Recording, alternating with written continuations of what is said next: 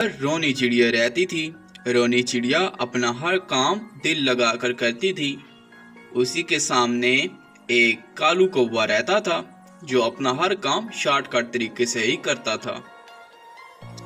एक दिन चिड़िया बैठी हुई थी कि उसके दिमाग में आया कि हो न हो आज मैं सब परिंदों की दावत करूं।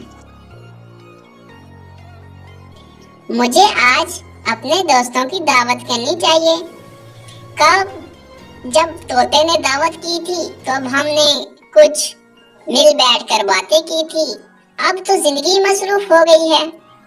मुझे परिंदों की दावत करनी चाहिए, लेकिन उनको दावत में देना क्या चाहिए? मेरे ख्याल में तो खिचड़ी बेहतर है, लेकिन खिचड़ी बनाना तो बहुत मुश्किल है। उसके लिए बहुत सा सामान चाहिए। मुझे सामान लेने के लिए किसी से मदद मांगनी होगी। चलो मैं कालू कौवा से मदद लेती हूँ। वो हर बार कहता है कि तुम अपने काम में मेरे से मदद नहीं लेती। इससे उसका गुस्सा भी दूर हो जाएगा। रोनी चिड़िया वहां से उड़ती है और जाकर कालू कौवा के पास बैठ जाती है और कालू कौवा से कहती है, कालू भैया, आपको याद है वो मियाँ मिट्ठू हमारा दोस्त, उसने हमारी दावत की थी। हमें कितना मजा आया था।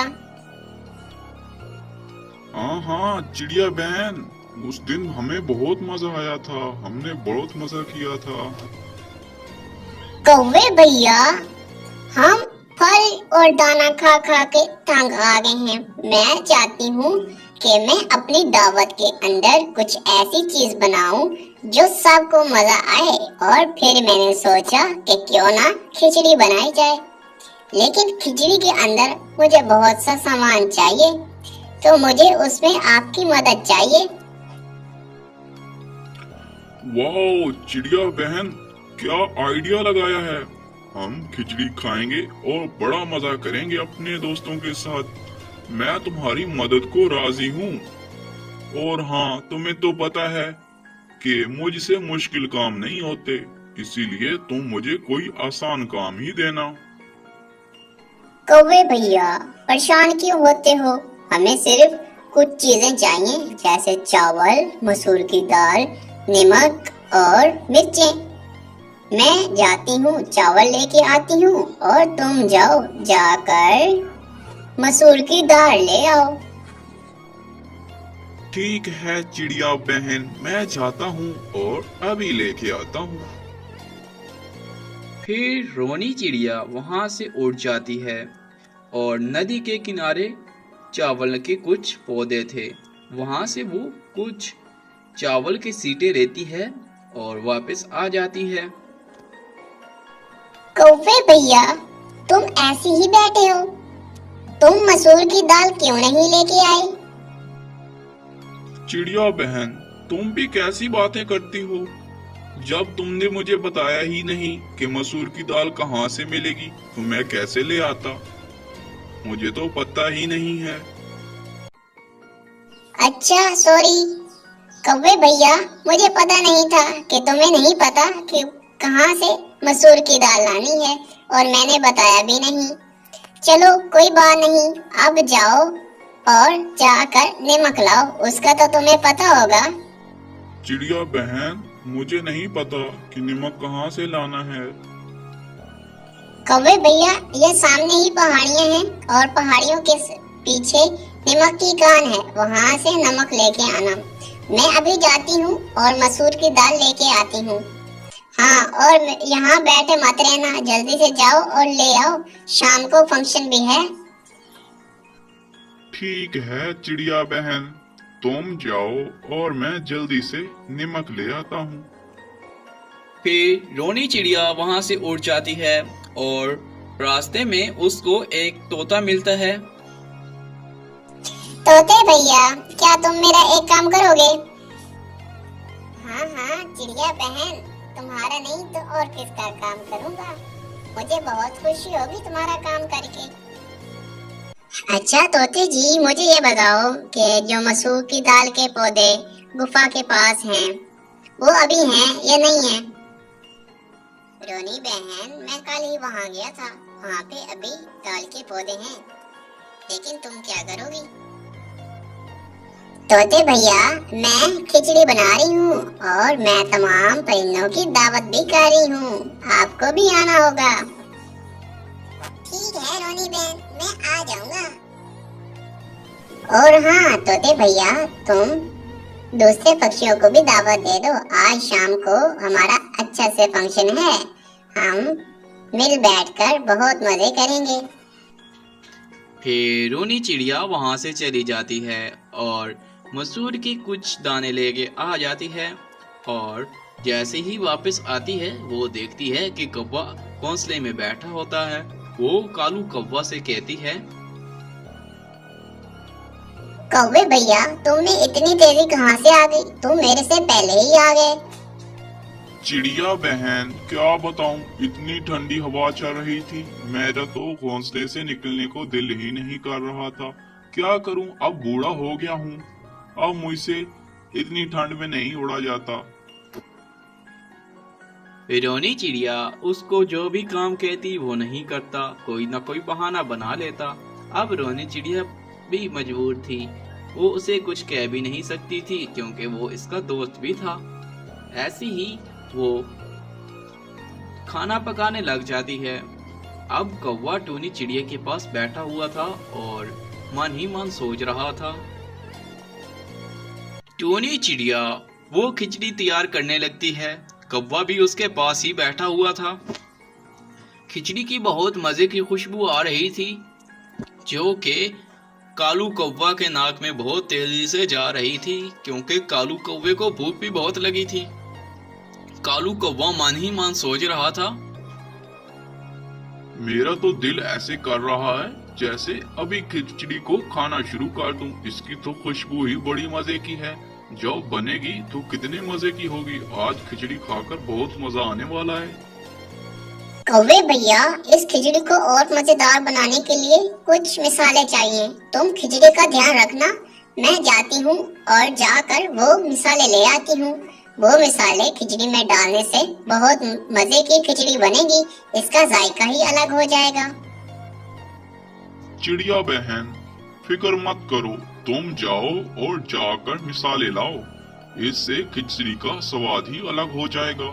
मैं खिचड़ी का ध्यान करता हूँ। बहरहाल जल्दी आना, ऐसा ना हो खिचड़ी जल जाए। रोनी चिड़िया तो मिसाला लेने चली जाती है। खिचड़ी की खुशबू ने कालू कौवा को तो पहले ही उलझा के रखा हुआ था। अब कालू कौवा के पास मौका मिल जाता है कि वो खिचड़ी खा ले, और वो कहता है, हो ना हो थोड़ी सी खिचड़ी खा ही ली जाए। वैसे सब परिंदों में से तो मुझे थोड़ी सी मिलेगी। अब यहाँ पे खा लेता हूँ, चिड़िया को कौन सा पता चलेगा, इतनी ढेर सारी खिचड़ी है। बस फिर होना क्या था, कालू कौवा खिचड़ी खाने लगता है। वो खाते खाते खाते सारी ही खा जाता है। अब खिचड़ी तो कालू कौवा ने सारी खा ली। अब परेशान बैठा था कि अब चिड़िया को क्या जवाब देगा। बस फिर वो अपने घोंसले में जाके लेट जाता है। जब रोनी चिड़िया वहां पे आती है तो रोनी चिड़िया कालू कौवा से कहती है, कालू कौवा, आप तो घोंसले में बैठे हो, मैंने कहा था खिचड़ी के पास रहना। चिड़िया बहन, मैंने सोचा थोड़ा आराम कर लेता हूँ और इससे मैं थोड़ा रिलैक्स हो जाऊंगा। और मैंने रात को परिंदों को गाने भी तो सुनाने हैं, इसलिए मैंने सोचा कुछ आराम कर लिया जाए। अभी बाकी परिंदे आते ही होंगे। जब रोनी चिड़िया खिचड़ी वाले बर्तन के पास पहुंचती है तो देखती है खिचड़ी का बर्तन तो खाली हो चुका था। फिर रोनी चिड़िया कौवे के पास आती है और कहती है, कालू कौवा, वो बर्तन में खिचड़ी नहीं है, वो कहाँ गई? कालू कौवा, वो खिचड़ी किधर गई? कहीं तुमने तो नहीं खा ली? नहीं नहीं चिड़िया बहन, मैं तो सो गया था, शायद किसी जंगली जानवर ने खा ली। देख लो, मैंने तो अभी कुछ भी नहीं खाया, मैं तो भूखा बैठा हूँ। अब चिड़िया तो बहुत परेशान हो चुकी थी, क्योंकि उसने तो तमाम जंगल के पक्षियों को दावतनामा भी भेज दिया था। बस थोड़ी ही देर में सारे पक्षी आ जाते हैं। सारे पक्षी जब चिड़िया को परेशान देखते हैं तो उनमें से तोता कहता है, चिड़िया बहन, तुम इतनी परेशान क्यों बैठी हो? क्या बताऊं मिट्टू भैया, मैंने खिचड़ी बनाई थी। मैं मसाला लेने गई तो पीछे से किसी जंगली जानवर ने खा दी। अब मैं बहुत परेशान हूँ और मैं बहुत शर्मिंदा हूँ, क्योंकि जो मैंने खिचड़ी आप लोगों के लिए बनाई थी वो तो कोई जंगली जानवर खा गया। सभी जंगल के पक्षी बहुत ही परेशान थे कि ये खिचड़ी किधर गई। थोड़ी ही देर में कालू कौवा उछलने लगता है और जोर जोर से कहने लगता है, हाय अल्लाह, हाय अल्लाह, मेरे पेट में बहुत दर्द हो रहा है। मैं दर्द की वजह से मर जाऊंगा। प्लीज प्लीज मुझे बचा लो, बचा लो। वो खिचड़ी मैंने खाई है। प्लीज प्लीज मुझे बचा लो। कालू कौवा दर्द से चीखी जा रहा था। हाय अल्लाह मेरा पेट, हाय अल्लाह मेरा पेट। सभी जंगल के पक्षी सिर्फ यही कह रहे थे, खिचड़ी किसने खाई, खिचड़ी किसने खाई। तो बच्चों, इस कहानी से हमें ये सीख मिलती है, एक खूबसूरत से जंगल में रोनी चिड़िया और कालू कौवा रहा करते थे। कालू कौवा हर वक्त रोनी चिड़िया को उल्लू बनाता रहता और रोनी चिड़िया भी बहुत सीधी साधी थी, लेकिन दिल की बहुत अच्छी थी। वो हर बार कौवे के चक्कर में आ ही जाती। एक दिन जब चिड़िया बैठी हुई थी तो उसके पास मियाँ मिट्ठू यानी तोता मियाँ आते हैं और चिड़िया से आकर कहते हैं, रोनी बहन, मैं कल पास वाले जंगल में गया था। वहाँ मुझे तुम्हारी बहन मिली। वो बहुत बीमार है और वो कह रही थी कि मेरी बहन को ये मेरा मैसेज देना कि वो एक बार आकर मुझसे मिल ले। मियाँ मिट्ठू तो इतना कहकर चला जाता है। अब रोनी चिड़िया मन ही मन ये सोच रही होती है, मेरी बहन तो बहुत बीमार हो चुकी है, मुझे आज ही उसके पास जाना होगा, लेकिन क्या करूं? मेरे जो कि बेटा है वो तो बहुत छोटा है, वो तो उड़ नहीं सकता। अब मैं क्या करूं? चलो मैं कालू के पास जाती हूँ और उससे मदद लेती हूँ। फिर रोनी चिड़िया कालू कौवा के पास पहुंच जाती है और कालू कौवा से जाकर कहती है, कालू कौवा, मेरी बहन बहुत बीमार हो गई है, उसकी तबीयत बहुत नाजुक है, मुझे उसकी खबर लेने जाना है। तो तुम मेरी एक छोटी सी मदद करो। मेरा बेटा मेरे साथ उड़कर नहीं आ सकता, तो तुम आज मेरे घर पे रहो, मैं शाम तक वापस आ जाऊंगी। हाँ हाँ चिड़िया बहन, क्यों नहीं, मैं तो तुम्हारी जरूर मदद करूंगा, क्योंकि तुम हर बार मेरी मदद करती हो। जब मेरी मदद कोई नहीं करता तब भी तुम मेरी मदद करती हो। बस मुझे आपके बेटे का ख्याल ही तो रखना है। चलो हम तुम्हारे घर चलते हैं और तुम जल्दी से जाओ और जल्दी से वापस आ जाओ। फिर कालू कौवा रोनी चिड़िया के साथ उसके घर आ जाता है। वो उसके घर में बैठा होता है, तभी चिड़िया वहां से चली जाती है। अब कौवा मन ही मन सोच रहा होता है, अरे वाह, आज तो मजा ही आ गया। चिड़िया के घर में तो बहुत दाना है, खूब खाऊंगा, खूब मजे करूंगा। ये तो बहुत आसान ड्यूटी लगाई है, ये तो चिड़िया रोज जाया करे। मेरे तो मजे हैं। पहले तो मुझे खुद दाना ढूंढ के खाना पड़ता था, लेकिन यहाँ तो दाना की कमी नहीं है। फिर कालू कौवा तो बहुत ही मस्त नींद सो गया। बेचारा चिड़िया का बच्चा उससे कहता रहा कि मुझे पानी चाहिए, लेकिन कालू कौवा ऐसे ही सोता रहा जैसे उसने कुछ सुना ही ना हो। तभी शाम होने लगती है और तब तक रोनी चिड़िया भी घर को वापस आ जाती है। रोनी चिड़िया के घर वापस आते ही उसका बेटा बोलता है, मामा मामा, मैंने कब से कालू अंकल से कहा है कि मुझे पानी पीना है, मुझे थोड़ा सा पानी ला कर दे दो, लेकिन अंकल का उल्लू तो अपनी नींद में ही मस्त हैं। अरे उठो कालू के बच्चे, तुम मेरा सारे का सारा भोजन खा गए हो और मजे से सो रहे हो। बदले में मेरा बच्चा कब से पानी मांग रहा है, तुमने इसको पानी तक न ला के दिया। चिड़िया बहन नाराज मत हो, तुम्हें तो पता है जब मैं भोजन खाता हूँ तो मुझे बहुत नींद आती है, तो बस मैं यूं ही लेटा और सो गया। बस इतना ही कहकर वो चला जाता है। आज मैंने बहुत बड़ी गलती की है, इस निकम्मे कालू कौवा को अपने घर में ठहरा कर। ये तो पूरा दिन सोता ही रहा, बेचारे मेरे बेटे को तो पानी तक इसने न ला के दिया और मेरा सारा भोजन खत्म कर गया। नालायक कौवा, मैंने भी बहुत बड़ी भूल कर दी। दूसरी जानिब कालू कौवा अपने घर के अंदर बैठा होता है और वो यही सोच रहा होता है, आज तक इतनी प्यारी नींद मुझे कहीं नहीं आई। बहुत सुकून है चिड़िया के बिस्तर में। एक तरफ तो खाना, चलो खाना तो मैं फिर भी खा ही लेता हूँ, लेकिन ऐसा नरम और टॉप क्लास का बिस्तर मैंने कभी नहीं देखा। उसका घर भी बहुत प्यारा है, मुझे तो यही घर चाहिए। अब तो मुझे अपने हौसले में नींद ही नहीं आने वाली। अब मुझे क्या करना होगा कि मुझे उसका घर मिल जाए।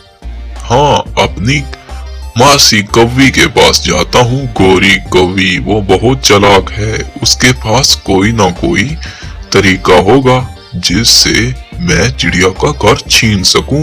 मैं अब उसका घर छीन के ही रहूंगा। फिर कालू कौवा वहां से चला जाता है। वो अपनी खाला के पास पहुंच जाता है और अपनी खाला से कहता है, अरे खाला, मैं चिड़िया के घर गया था, वो बहुत ही मजेदार था। अब मुझे उसका घर चाहिए, सीधी सी बात है। और हाँ, कोई ऐसा काम करो जिससे सांप भी मर जाए और लाठी भी ना टूटे। कुछ ऐसा उपाय बताओ ना मुझे।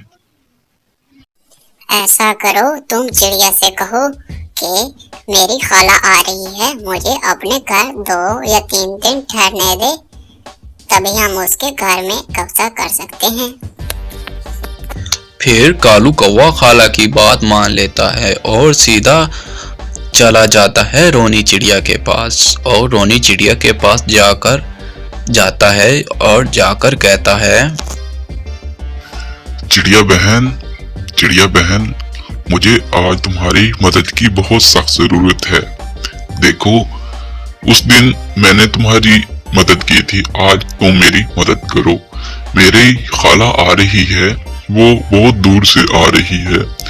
मेरा तो घोंसला भी छोटा है और कुछ टूटा फूटा है, वो वहां पे रह नहीं पाएंगी, तो तुम मुझे अपने घर में रहने दो या फिर तुम मेरे घोंसले में आ जाओ, तुम्हारी मर्जी है। अगर हम एक साथ ही वहां रहें तब भी रह सकते हैं। तुम्हारा घर तो बहुत बड़ा है, तो मैं चाहता हूँ मैं और मेरी खाला जब तक यहाँ है हम तुम्हारे घर पे ही रुकें। देखो, अब मेरी इज्जत तुम्हारे हाथों में है, तुम मेरी इज्जत को बचा लो, वो बहुत दूर से आ रही है। देखो कालू भैया, जो तुमने मेरी मदद की थी ना, वो तो मुझे बहुत अच्छे से याद है। चलो देखो, अब तुम्हारी इज्जत का सवाल है तो मैं तुम्हारी इज्जत रख ही लेती हूँ, वरना तुम इस काबिल तो नहीं हो। तुम उस दिन भी सारा दाना खा गए थे, मेरे बेटे को तुमने पानी ही ना पिलाया, जिसकी वजह से मुझे तुमसे बहुत गुस्सा थी। लेकिन अब मैं तुम्हें अपने घर में रहने का मौका दे रही हूँ, इस बार कुछ ऐसा मत कर देना। और हाँ, सिर्फ मैं 2 दिन ही रुकूंगी, उसके बाद मैं तुम्हें इस घर में बिल्कुल नहीं रहने दूंगी और ना ही तुम्हारी खाला को। मैं भी यहाँ रहूंगी और तुम्हारी खाला भी इधर रहेगी। देखो, तुम्हारी खाला जब आए उसको ये साफ साफ बता देना कि ये घर तुम्हारा नहीं है, ये घर मेरा है। ऐसा ना हो तुम दोनों मिलकर मेरे घर पे कब्जा ही कर जाओ। बस इतने में उसकी खाला वहां पहुंच जाती है और वो चिड़िया के घोंसले में बैठी होती है और चिड़िया से कहती है, देखो रोनी चिड़िया, मैं तुम्हारी बहुत शुक्रगुजार हूँ कि मैं बूढ़ी सी जान अब उस बगैर छत के घोंसले में कैसे रहती। देखो, तुम्हारा बहुत बहुत शुक्रिया, तुमने मुझे यहाँ रुकने का मौका दिया। और हाँ, मेरा जो कि भांजा है ये बिल्कुल निकम्मा है, मैं तो इसको अच्छे से जानती हूँ। अच्छा चिड़िया, तुम ऐसा करो, मुझे ना कुछ दाने चाहिए चावल के, वो तो ला कर दे दो। वो साथ वाली पहाड़ी है तुम्हारे पास वाली, वहाँ पे मिलते हैं। तो क्या तुम मुझे वो दाने ला कर दोगी? अभी शाम भी होने वाली है। और हाँ, बच्चे को भी थोड़ा थोड़ा उड़ना सिखाओ, अब ये कुछ बड़ा हो गया है। यहाँ थोड़ा पास में ही तो जाना है, बच्चे को भी साथ लेती जाओ और जल्दी से वापस आ जाओ। बस कुछ चंद दाने हिलाना, मैंने अपनी दवाई बनानी है। चिड़िया तो बहुत सीधी सादी थी। वो उस मक्कार गोरी कवि की बातों में आ जाती है और अपने बेटे को भी साथ लेती है और पहाड़ियों पे जा पहुंचती है। वो आखिरकार थक हार कर एक जगह बैठी होती है।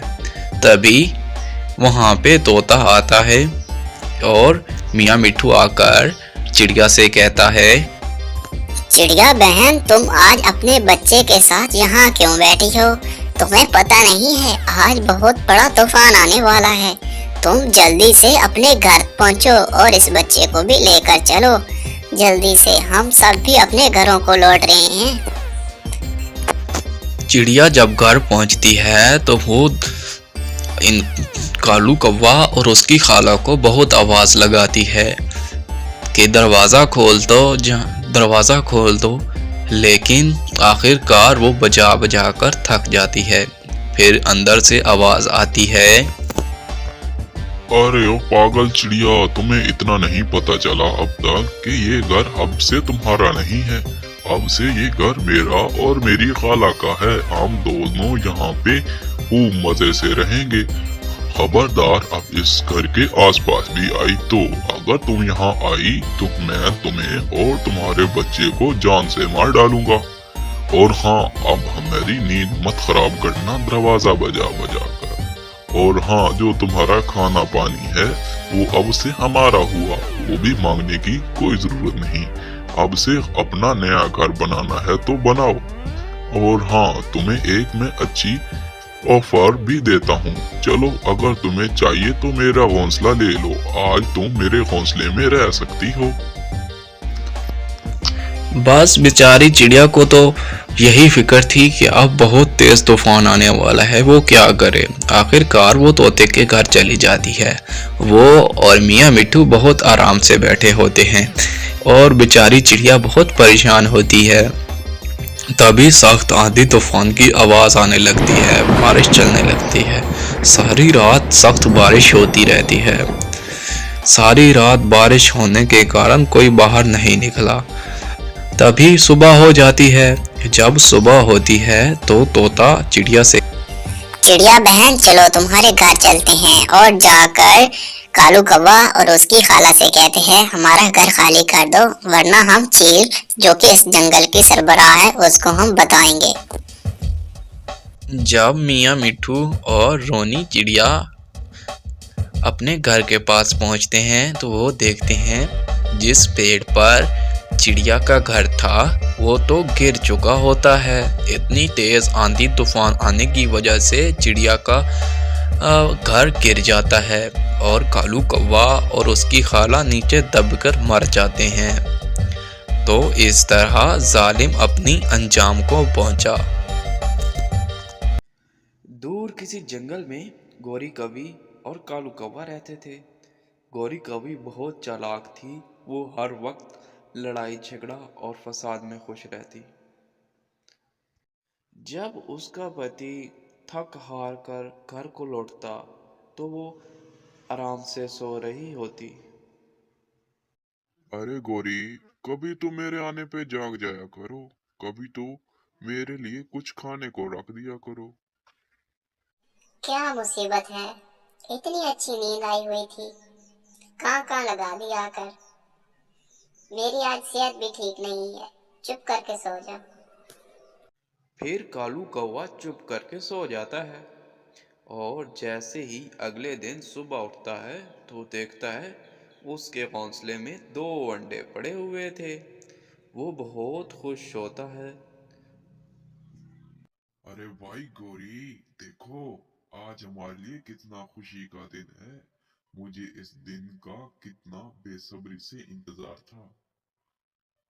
अब इन अंडों से बच्चे निकलेंगे, तुम्हें मामा और मुझे पापा कहेंगे। और हमारे घर में कितनी रौनक लगी रहेगी। कालू कौवा तो खुशी में न जाने क्या क्या कह रहा था, लेकिन उसकी बेगम तो ऐसे खामोश बैठी थी जैसे उसको कोई सांप ही सूंघ गया हो। अरे ओ गोरी, इतने खुशी के मौके पे तुम खामोश क्यों बैठी हो? चलो बताओ, हम अपने बच्चों के क्या नाम रखेंगे? कालू, देखो, अभी मेरी उम्र ही क्या है, मैं नहीं संभाल पाऊंगी बच्चों को। और हाँ, मेरे से पूरा पूरा दिन अंडों पे बैठ नहीं होता। गोरी, कुछ शर्म करो, तुम कितनी बदबख्त हो। ऐसी खुशी तो किस्मत वालों को मिलती है। देखो कालू कौवा, मैं तो अंडों पर बिल्कुल नहीं बैठने वाली, और ना ही मैं बैठ के अपना समय जाया करूंगी। हाँ, अगर तुम्हें इतनी ही खुशी है तो तुम खुद इन अंडों पर बैठ जाओ। तो खुराक तुम लाओगी क्या? देखो गोरी, कुछ दिनों की बात है, कुछ दिनों बाद जब हमारे बच्चे निकल आएंगे तो तुम वही करना जो तुम्हारा जी चाहे। मैं तो एक दिन भी नहीं बैठूंगी। फिर कालू कौवा वहां से चला जाता है गुस्से में और जाकर एक दरख्त के ऊपर बैठा होता है। वो बहुत परेशान होता है। तभी वहां मियाँ मिट्ठू आता है और मियाँ मिट्ठू जब कालू कौवा को देखता है ये बहुत परेशान लग रहा है, तो मियाँ मिट्ठू पूछता है। अरे कालू यार, तुम तो दूसरों को परेशान करने वाले हो, आज मुझे तुम खुद ही परेशान नजर आ रहे हो। खैर है, क्या बात हो गई है? यार मिट्ठू, तुम्हें मैं क्या बताऊं, मेरी बीवी गोरी कवि ने 2 अंडे दिए हैं और ये बहुत खुशी की बात है। लेकिन उसने अंडे के ऊपर बैठने से बिल्कुल इनकार कर दिया है। वो चाहती है कि वो अभी मां नहीं बने। लेकिन मैं अभी जाता हूँ और जाके अंडों की देखभाल करता हूँ, कहीं वो घूमने ही न चली गई हो। जब कालू कौवा वापस आता है तो वो देखता है गोरी कवि अपने घर में ही थी और वो बहुत खुश नज़र आती है। वो बहुत खुशी खुशी बैठी होती है। देखो कालू कौवा, मेरे पास ना एक बहुत बढ़िया तरकीब है अपने बच्चों के लिए। मैं चाहती हूँ कि हम ये अंडे किसी दूसरे परिंदे के अंडों से बदल देंगे, और फिर जब हमारे बच्चे निकल आएंगे तो हम जाकर ये बच्चे हम उनसे ले लेंगे। इससे हमें मेहनत भी नहीं करनी पड़ेगी और हमारे बच्चे भी निकल आएंगे। तुम क्या कहते हो? गौरी कवि, तुम ये क्या सोच रही हो ऊंट पटांग? देखो, हम अपने बच्चों की खुद परवरिश करेंगे, हम किसी को धोखा नहीं देंगे। हम मैं तो भाई तुम्हारे किसी पाप में शामिल नहीं होना चाहता। आखिरकार बेचारा कालू कौवा और क्या करता, वो मान ही जाता है। जंगल के कुछ दूर ही उन्हें पता चलता है कि एक घर है जिसमें कुछ अंडे पड़े हुए हैं। फिर वो अपने अंडे उठाते हैं और जाकर दूसरे घर में जो अंडे पड़े होते हैं उनसे अपने अंडे बदल देते हैं और उनके अंडे कहीं दूर फेंक देते हैं और वापस अपने घर आ जाते हैं। अरे कालू, जिस घर वालों से हमने अपने अंडे बदले हैं, हमें पता तो होना चाहिए वो किसके हैं। फिर उन्हें पता चलता है कि उस घर में एक नीली चिड़िया रहती है जो उस वक्त तो दाना चुगने गई हुई थी, लेकिन जब वो वापस आती है तो वो अंडों पर बैठ जाती है। ये नीली चिड़िया, इसका शोहर अभी एक्सीडेंट में मारा गया। अब इसके पास अपने पति की सिर्फ 2 ही निशानियां थी और वो थे ये 2 अंडे। इसीलिए चिड़िया अपना खाने का भी खुद बंदोबस्त करती और अंडों को भी पूरा पूरा टाइम देती। चिड़िया अंडों पर बैठती रहती। यूं ही कुछ दिन गुजरते गए, उन अंडों से बच्चे निकल गए। जब चिड़िया ने देखा कि उसके अंडों से तो उसके बच्चों के बजाय काले कौवे के बच्चे निकले हैं, तो वो बेचारी बहुत परेशान हो गई। वो जोर जोर से रोने लगी। तभी थोड़ी देर में वहां से रोनी चिड़िया गुजर रही थी। तो फिर रोनी चिड़िया उसके पास आ गई और कहने लगी, बहन चिड़िया, क्या हो गया है तुम्हें? इतना जोर से क्यों रो रही हो? देखो बहन, मेरा शोहर तो पहले इस दुनिया से चला गया, लेकिन मुझे उम्मीद थी कि हमारे 2 अंडे हैं, इससे खूबसूरत से हमारे 2 बच्चे निकलेंगे। लेकिन देखो ये क्या हुआ, मेरे खूबसूरत से अंडों में से कौवे के बच्चे कैसे निकल सकते हैं? देखो चिड़िया बहन, तुम परेशान मत हो। देखो तुम्हारे तो बच्चे अब इस दुनिया में नहीं रहे, लेकिन अब ये तुम्हारे बच्चे हैं। तुम इनको अपने बच्चों की तरह पालो, और जिसने तुम्हारे साथ ये किया है हम उसके साथ बहुत बुरा करेंगे। लेकिन सबसे पहले वो तुम्हारे साथ जो कुछ भी करें, तुमने ये बच्चे उन्हें नहीं देने। हमें पता है ये हरकत सिर्फ कौवे कर सकते हैं, जो कि बहुत कमीनी है। तो देखो तुमने उनको बच्चे नहीं देने, बाकी दूसरा काम मेरा है। मैं इस कौवे को ऐसी सबक सिखाऊंगी कि ये जिंदगी भर याद रखेगी। एक तो ये अपने बच्चों के लिए तड़पेगी, और दूसरा तो मैं अभी बता नहीं सकती मैं इसके साथ क्या करने वाली हूँ। फिर वो वहाँ से चली जाती है और चिड़िया भी अपने पूरी मेहनत से उन बच्चों को पालने लगती है। तभी चिड़िया के पास गोरी कवि और कालू कौवा आ जाते हैं और गोरी कवि आकर कहती है, देखो चिड़िया बहन, ये बच्चे हमारे हैं और तुम हमें हमारे बच्चे लौटा दो। देखो गोरी कवि, तुमने मेरे साथ बहुत गलत किया है। और हाँ, अगर अब तुम्हें बच्चे चाहिए तो पहले तो तुम्हें यहाँ रखने नहीं चाहिए थे। अब से ये मेरे बच्चे हैं। अगर तुम चाहती हो कि मैं तुम्हारे बच्चों को वापस कर दूं, तो तुम मेरे बच्चे वापस करो। तुम कहीं से भी मेरे बच्चे ला कर दो। बस मेरी एक यही शर्त है, अगर तुम पूरा कर सकती हो तो ठीक है, वरना ये बच्चे तुम्हें किसी सूरत में नहीं मिलेंगे। फिर वो दोनों अपने घर चले जाते हैं। चिड़िया भी बैठी होती है। कालू कौवा अपने घर के अंदर बहुत परेशान बैठा होता है, क्योंकि उसने जो बहुत बड़ी गलती की उसकी तो सज़ा उसे मिलेगी। और अब वो चिड़िया के बच्चे भी पैदा नहीं कर सकता था, क्योंकि उसने अंडे तो तोड़ दिए थे। लेकिन अब एक ही चारा बाकी था कि वो चिड़िया की दोस्त रोनी चिड़िया के पास जाए और उससे कहे कि वो बच्चे दिला दे। तभी वो चिड़िया उसको वो बच्चे दे सकती थी। रोनी चिड़िया और ये नीली चिड़िया आपस में बहुत अच्छी दोस्त थी। तो कालू कौवा मानी ये फैसला करता है कि वो रोनी चिड़िया के पास जाए। आखिरकार वो रोनी चिड़िया के घर जा पहुंचता है और रोनी चिड़िया से जाकर कहता है, देखो रोनी चिड़िया, मैंने तुम्हारे दोस्त के साथ बहुत गलत किया।